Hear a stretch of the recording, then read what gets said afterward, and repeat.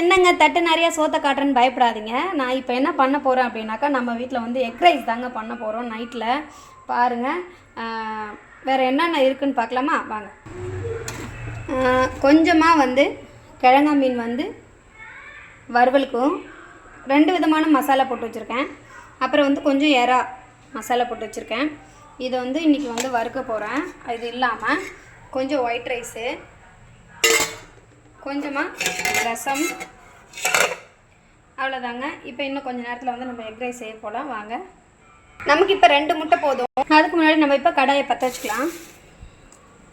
ஒரு 3 table spoon எண்ணெய் விட்டுக்கலாம். எண்ணெய் நல்லா காயணும். ஒரு 1/4 ஸ்பூன் கடுகு போட்டுக்கலாம்.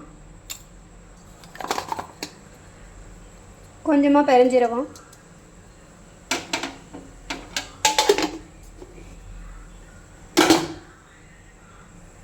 நல்லா கடுகு பொரியணும். கடுகு நல்லா பொரிஞ்சோடனே நம்ம 1/4 ஸ்பூன் தனியாத்தூள், 1/4 ஸ்பூன் சிக்கன் மசாலா, 1/4 ஸ்பூன் மிளகுத்தூள், ஒரு பெருங்காயம், கொஞ்சமாக தனி மிளகாத்தூளுங்க. இது எல்லாத்தையுமே நம்ம இந்த எண்ணெயில் போட்டுடலாம்.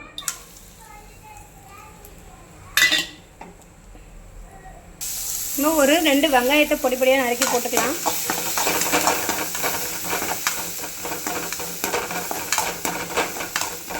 இதெல்லாம் நான் ஏன் முன்னாடியே எண்ணெயில் போட்டேன் அப்படின்னாக்கா, காரம் தடிப்பாக இல்லாமல் இருக்கிறதுக்காக தான் முன்னாடியே எண்ணெயில் பொடி விட்டுறது, வேறு ஒன்றும் இல்லைங்க.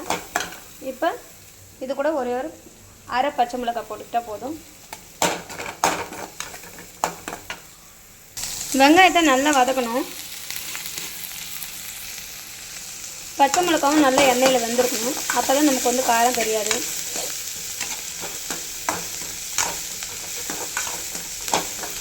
எந்த அளவுக்கு வெங்காயம் வந்து நல்லா ஃப்ரை ஆகுதோ அந்த அளவுக்கு வந்து நமக்கு வந்து எக் ரைஸ் சூப்பராக இருக்கும், சாப்பிட்றதுக்கு ரொம்ப பிடிக்கும். பொதுவாகவே நைட்டில் முட்டை சாப்பிட்டா செரிக்காமல் போய்டுன்ற ஒரு பயத்தினால தான் பெருங்காயமும் மிளகும் நிறையா சேர்க்கறது. அது சேர்க்கும்போது எந்த பிரச்சனையும் வராது. அந்த காலத்துலலாம் ராஜா கூட ஒரு நாடு விட்டு நாட்டுக்கு சாப்பிட போகிறாரு அப்படின்னா போகும்போதே கையில் மிளகு எடுத்துகிட்டு போவாங்களாம். எதனாலன்னா, ஏதாவது அவங்களோட உணவு முறைகளில் சாப்பிட்டதில் ஏதாவது பிரச்சனை வந்தால், டைஜஷன் ப்ராப்ளம் வந்ததுன்னா அந்த நேரத்துக்கு அந்த மிளகு 2 வாயில் போட்டால் சரியாக போயிடுமா. அந்த அளவுக்கு மிளகுக்கு ஒரு சக்தி உண்டாங்க. ஸோ நல்லா ஆனியன் ஃப்ரை ஆகிட்டுருக்கு.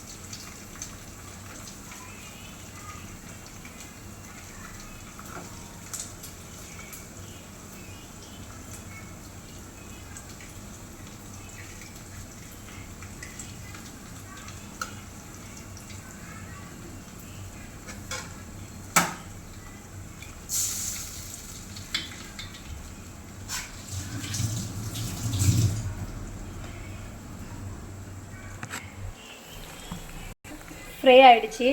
இப்போ 2 முட்டையை உடச்சி ஊற்றிக்கலாம். இப்போ இந்த வெங்காயம் இது கூட நல்லா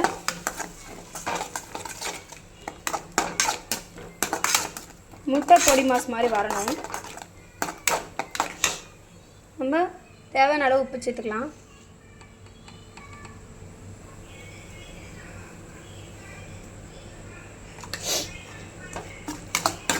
நான் 1 ஸ்பூன் அளவுக்கு கல்லுப்பு அடித்தது தூளாக சேர்த்துக்கிட்டேன்.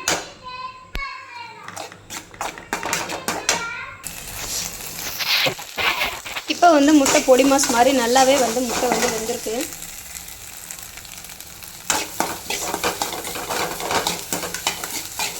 நல்ல வாசனையும் வருது. ஃபைனலாக நம்ம இப்போ இதில் கொஞ்சமாக புதினா தலையை சேர்த்துருவோம். பிரியாணி டேஸ்ட் வந்துடும் அந்த வாசனைக்கு. அவ்வளோ சூப்பராக இருக்கும் எக் ரைஸு. நல்லா வந்து அந்த புதினா ஃப்ளேவர் அதில் இறங்குற வரைக்கும் நல்லா கொஞ்சம் கிண்டிக்கணும்.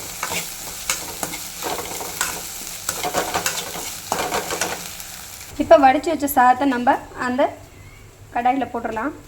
எப்பயுமே நம்ம வந்து ரைஸ் வந்து பண்ணும்போது எக் ரைஸ்க்கு நம்ம தட்டில் போட்டு வச்ச மேலே ஒட்டக்கூடாது. ஒட்டாமல் இருக்கிறதுக்கு ஒரு நல்ல டிப்ஸு சொல்கிறேங்க. ஃபஸ்ட்டு நம்ம சூடாக வடித்த சாதத்தை இதில் கொட்டினோடனே, தட்டில் கொட்டினோடனே ஒரு ஸ்பூன் கடலெண்ணெய் விட்டுட்டால் போதும். சாதம் ஒன்றோட ஒன்று ஒட்டாமல் இருக்கும். பார்க்கலாம். இப்போ கடாயில் ரைஸ் போட்டாச்சு. இப்போ இதை நல்லா, இப்போ நான் வந்து என்ன சொல்கிறது, வீடியோ எடுக்க எங்கள் வீட்டில் இல்லை. ஸோ அதனால் நானே கையில் பிடிச்சிட்டு எடுக்கிறதுனால தான் ரொம்ப கஷ்டமாக இருக்குது. அதனால தான் கிண்டி கிண்டி எடுத்துகிட்ருக்கேன்.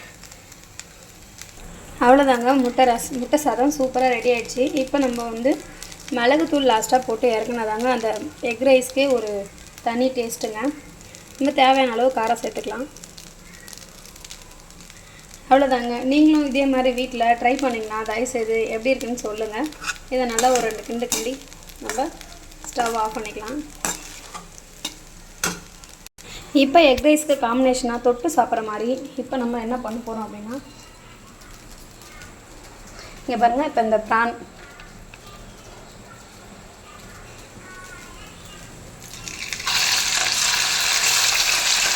இதையும் வறுத்துடலாம். கூடவே அந்த கிழங்கு.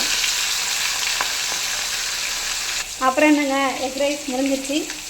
இப்போ நம்ம வந்து கிழங்கு மீன் வறுவலையும் ப்ரான் வறுவலையும் வச்சு நம்ம அடிபொடியாக சாப்பிட வேண்டியதான். நீங்களும் இதேமாதிரி வீட்டில் ட்ரை பண்ணி பாருங்கள். எக் ரைஸோட ஃபிஷ்ஷும் ப்ரானும் வச்சு சாப்பிடும்போது அது வேறு ஒரு லெவலில் டேஸ்ட்டு கொடுக்கும். நீங்களும் ட்ரை பண்ணிவிட்டு நல்லா இருந்தால் எனக்கு கமெண்ட் பண்ணுங்கள். மறக்காமல் என்னோடய சேனலுக்கு சப்போர்ட் பண்ணுங்கள், சப்ஸ்கிரைப் பண்ணுங்கள். பாய். மீன் வேறு ஒரு பக்கம் நல்லா பொரிஞ்சிட்ருக்கு. எப்பவுமே மீனை வந்து நம்ம போட்ட உடனே தயவுசெய்து பரட்டி விடக்கூடாது. பரட்டி விட்டோம்னா அதில் இருக்க மசாலாலாம் போய் வானலில் ஒட்டிக்கும். ஸோ அதனால் நல்லா வெந்ததுக்கப்புறம் பரட்டினோம்னா இங்கே பாருங்கள், இந்த மாதிரி தனியாக கிடைக்கும். நம்மளுக்கு கடியும் பிடிக்காது வானலில். சூப்பராக நம்ம ஒரு ஊற்றிக்கலாம். பாருங்கள், வேறு லெவலில் மீனும் தனியாக நல்லா வந்துடுச்சு, ப்ரானும் சூப்பராக வந்துட்டுருக்கு. இதுக்கு நமக்கு செரிக்கிறதுக்காக வீட்டில் ஆல்ரெடி ரசமும் ரெடியாக இருக்குது. கொஞ்சமாக ஒயிட் ரைஸ் போட்டு ரசம் போட்டு நம்ம சாப்பிட்டோம் அப்படின்னாக்கா, இப்போ நம்ம எந்த பொருளுமே நமக்கு நைட்டில் நெஞ்சு மேலே இருக்காது. அதுக்காக தான் ரசம் வச்சுக்கிறது. ஸோ எல்லாமே நல்லா ஃப்ரை ஆகிட்டுருக்கு. நீங்களும் வீட்டில் செஞ்சு பாருங்கள். சூப்பர். ப்ரான் அவ்வளோ சூப்பராக வெந்திருக்கு பாருங்கள், அழகாக இருக்குது.